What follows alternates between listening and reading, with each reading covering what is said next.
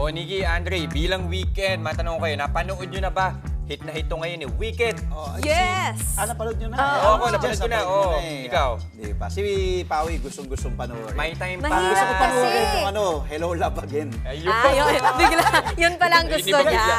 Pero yung Wicked, maganda din. Oo, maganda. Talaga. Tapos Saka- lagi siyang sold out, so dapat maaga ka mag- Kailangan Yes. sa umaga pa lang, Tickets. bili ka na ng Saka ticket. bilang ano siya, pinapanood patok, andun pa rin siya sa mga sinihan. So the fever is still on.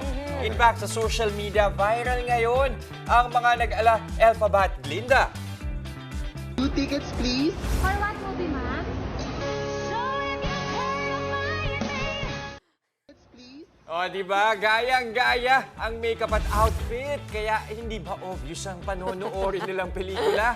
Ito, may isa pang Elphaba wannabe na napawalis sa sinehan matapos mapanood ang pelikula kasi cleaner's version daw ang Wicked na kanyang get up. Kailangan makarelate na ako at mapanood na to. Ito po, di naman maawat ang pagkanta ng soundtrack ng pelikula at ilang content creators gaya nito.